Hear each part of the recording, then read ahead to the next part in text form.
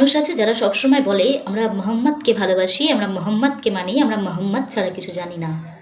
তাদেরকে বলবো তাদের কথা অনুযায়ী তারা কিন্তু ভারতবর্ষে থেকে খুব ভুল করছে, খুব দ্রুত তাদেরকে ভারতবর্ষ ত্যাগ করা উচিত। আমি বলছি না, কোরআন বলছে। এবার আপনি আপনার কোরআনকে মানবেন কি মানবেন না, এটা সম্পূর্ণ আপনার ব্যক্তিগত ব্যাপার। কি আছে কোরআনে লেখা?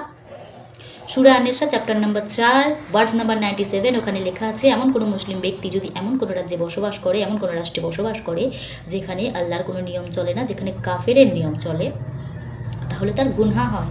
আর সেই মুসলিম ব্যক্তি যদি ওই রাজ্যে গিয়ে মৃত্যুবরণ করে তাহলে কিন্তু তার জান্নাত নসিব হয় না। আমি বলছি না, কোরআন বলছে, গিয়ে দেখে আসুন। আর ভারতবর্ষ এমন একটা দেশ যেখানে একজন হিন্দু ব্যক্তি শাসন করছে, পালন করছে, এমন একজন ব্যক্তি এখানকার প্রধানমন্ত্রী যে কিনা হিন্দু। তাহলে আর ওই কোরআন অনুযায়ী হিন্দুরা হচ্ছে কাফের, হিন্দুদের দেবদেবী কাফের, হিন্দুদের মন্দির কাফের। ওখানে লেখা আছে হিন্দুদের মারো, হিন্দুদের কাটো, হিন্দুদের মন্দির ভাঙো, তাই না? তো তারা কাফিরের রাজ্যে বসবাস করছে। আপনারা একবার ভাবুন, যারা আমার এই ভিডিওটা দেখার পরে এই কমেন্ট বক্সে এসে পটি করতে আসবেন, তারা একবার গিয়ে আপনাদের ঘরে রাখা বা আপনাদের যেখানেই রাখা থাকুক, আমার দেখে দরকার নেই, কোরআনে গিয়ে দেখে আসুন, ওখানেই লেখা আছে। আর খুব দ্রুত জান্নাত নাসিব করার জন্য, 72 হুর পাওয়ার জন্য ভারতবর্ষ ছাড়ুন, লোটা কম্বল গোছান। আপনারা প্রত্যেকে বক্তব্য শুনলেন। একজন মহিলা কোরআন শরীফের আয়াত নিয়ে সূরা নিসা 97 নম্বর আয়াতে পাঠ করে বলছে যে কোরআন শরীফে নাকি আছে যে কাফেরের দেশে মুসলমানের বসবাস করা যাবে না এবং কাফেরের দেশে বসবাস করলে জান্নাত পাওয়া যাবে না। এই জন্য মুসলমানের উচিত হলো তাড়াতাড়ি হিন্দুস্তান ছেড়ে দিয়ে তাদের পালিয়ে যাওয়া। যে বক্তব্যটা আপনারা শুনতে পেলেন যে কাফেরের দেশ বলে মুসলমানদের নাকি হিন্দুস্তানে থাকা যাবে না। তা আমি আপনাদের কাছে কোরআন শরীফটা আমি পড়ব, আপনারা প্রত্যেকেই শুনবেন যে কোরআন শরীফ, এই কোরআন শরীফের মধ্যে যে আয়াতের কথা যে একজন হিন্দু মহিলা, একজন হিন্দু বোন বলেছেন, তার জবাব অবশ্যই আমি দেব, আপনারা প্রত্যেকেই শুনুন। যে এখানে যে আয়াতের কথা তুলে ধরেছে সেই আয়াতটা আমি আপনাদের কাছে পড়ব, আপনারা প্রত্যেকেই আপনারা শুনবেন। এখানে বলা হয়েছে যে আয়াতটা তিনি বললেন, ইন্নাল্লাযীনা তাওয়াফাহুমুল মালাইকাতু যালিমি আনফুসিহিম ক্বালু ফীমা কুনতুম ক্বালু কুন্না মুস্তাদআফিনা ফিল আরদি ক্বালু আলাম তাকুন আরদুল্লাহি ওয়াসিআতান ফাতুহাজিরু ফিহা ফাউলাইকা মাওয়াহুম জাহান্নাম ওয়াসাআত মাসীরান। এখানে বলছেন যারা নিজেদের উপর জুলুম করে তাদের প্রাণ হরণের সময় ফারিস্তাগণ বলে তোমরা কি অবস্থায় ছিলে? তারা বলে আমরা পৃথিবী অসহায় ছিলাম। তারা ফারিস্তারা বলে আল্লাহ জমিন কি এমন প্রশস্ত ছিল না যেখানে তোমরা হিজরত করতে? এদের ঠিকানা হলো জাহান্নাম, আর তা কতই না তা মন্দ আবাস। তাহলে এখানে কোরআন শরীফের যে আয়াত এখানে যেটা বলেছেন, এই আয়াতটা কিন্তু ওই হিন্দু বোন যেটা বলল এর সঙ্গে কোনো মিল নেই, কোনো মিল নেই। তো এখানে প্রত্যেকটা আয়াত এখানে দেখতে হবে যে কি কারণে নাজিল হয়েছে, তার শানে নজুল, তার ব্যাখ্যা, তফসিরের কিতাব না পড়লে কখনো বোঝা সম্ভব নয়। তো এখানে যে হিন্দু বোন বলল যে এটা কাফেরের দেশ, এই কাফেরের দেশে মুসলমানে থাকলে মুসলমান তো জান্নাত পাবে না, তাই দ্রুত মানে এখান থেকে চলে যাওয়া উচিত, কারণ এটা হিন্দুস্তান হচ্ছে ওই হিন্দু বোনের মানে হিন্দুস্তান, তিনার মানে কি জায়গা, তিনার মানে জমি জায়গা, তিনারই সব, এখানে মুসলমানদের থাকা যাবে না। তো আমি বলবো ওই হিন্দু বোনকে বলবো যে বোন, এই হিন্দুস্তান তোমার একা নয়, এটা তোমার একা নয়, এটা সমস্ত জাতির জন্য। কারণ হিন্দুস্তানের জমিনে এটা গণতান্ত্রিক দেশ, প্রত্যেক ধর্মের মানুষ বসবাস করতে পারবে। তা আমি বলবো আপনি প্রমাণ দেন তো যে হিন্দুস্তানের জমিনে এই যে আপনার কোন ধর্মগ্রন্থে বা আপনার কোনো কিতাবে লেখা আছে যে মুসলমান এ দেশে থাকা যাবে না, আমরা একটা হিন্দু রাষ্ট্র তৈরি করব, এটা আমাদের হিন্দুস্তান, আমাদের হিন্দু রাষ্ট্র, এই রকম কোনো একটা কোনো আপনার মানে লেখক বা কোনো আপনার ধর্মগ্রন্থে লেখা আছে কি? একটু প্রমাণ দেন তো বোন। যে আপনি বলুন যে মুসলমানদের এদেশে থাকা যাবে না, এরকম মানে কোনো আপনার কিতাবে লেখা আছে, আপনি একটু দেখান তো দেখি। আপনি দেখাতে পারবেন না, কারণ যত ঋষি মনীষীরা এরা প্রত্যেকেই মুসলমান ধর্মকে সাপোর্ট করেছেন, অনেকে মুসলমান ধর্মকে অনেকে সাপোর্ট করেছে, কিতাবের মধ্যেও পাওয়া যায়।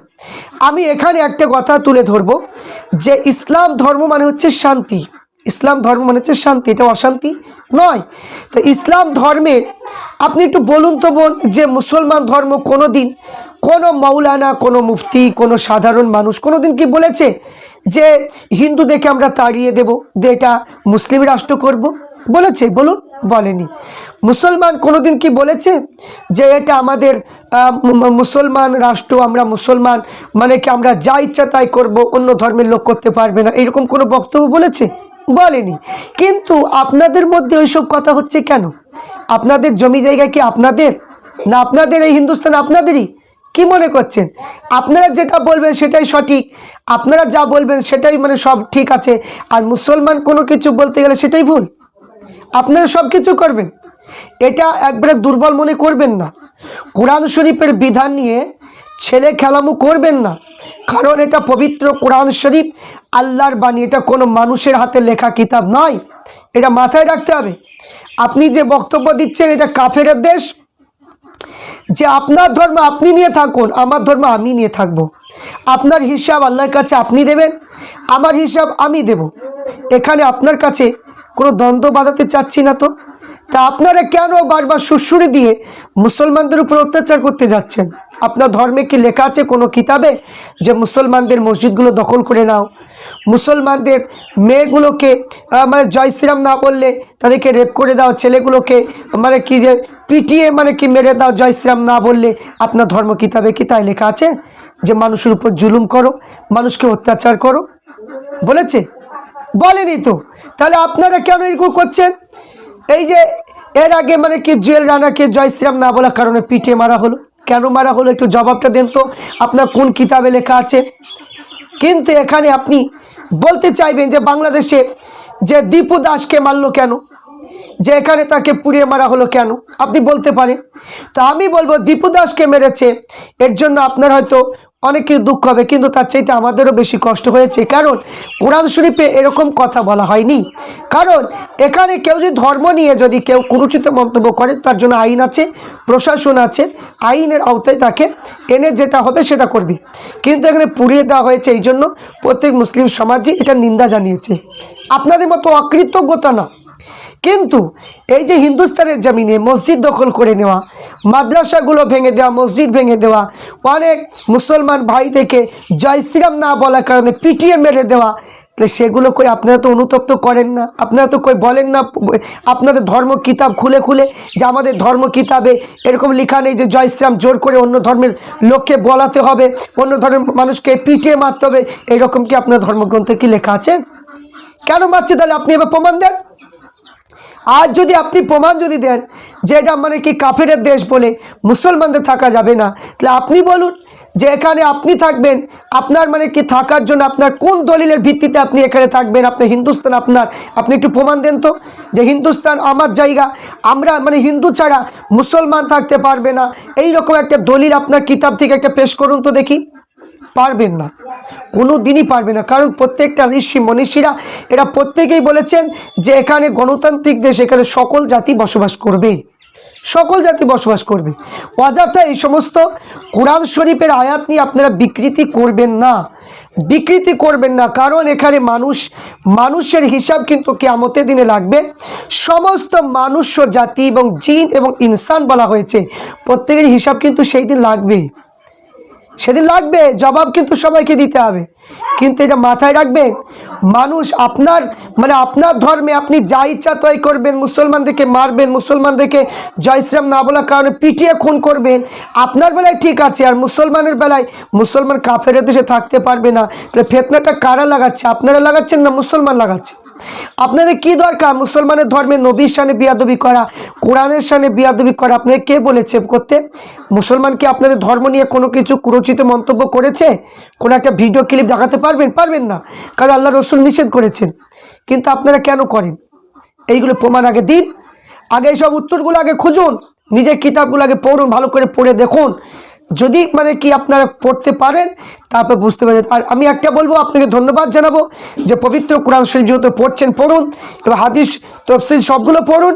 অবশ্যই পড়তে পড়তে আল্লাহ একদিন হয়তো হেদায়েত আপনাকে করে দেবে, আপনি পড়ুন, অসুবিধা নেই, কিন্তু একটু পাক পবিত্র হয়ে থাকবেন, পবিত্র হয়ে কোরআন শরীফগুলো একটু পড়ুন, অবশ্যই আপনি বুঝতে পারবেন যে ইসলাম ধর্মটা কী জিনিস। আর আপনার ধর্মের কিতাবগুলো পড়ুন, তাহলে বুঝতে পারবেন যে কোন ধর্ম কী, তাহলে সঠিকটা বুঝতে পারবেন। আশা করছি এইরকমভাবে উস্কানিমূলক কথা আপনি বলবেন না। আপনাকে অনুরোধ করব যে এইগুলো কোনো দিনই আপনি এরকম কোরআন শরীফের এই আয়াতগুলো নিয়ে বুঝতে গেলে তফসির পড়া লাগবে, তফসিরগুলো আপনি কিনুন, তফসির ইবনে কাসির, তফসিরে জালালাইন, তফসিরে মাদারিক, তফসিরে আব্বাসির, তফসিরে রুহুল বায়ান, তফসিরে তাবারি, এই সমস্ত তফসির কোরআনের অর্থ বোঝার জন্য এইগুলো পড়তে হয়, বাংলাতে আছে, আপনি সেইগুলো পড়ুন, খুঁজে খুঁজে পেয়ে যাবেন, তাহলে সঠিকটা বুঝতে পারবেন।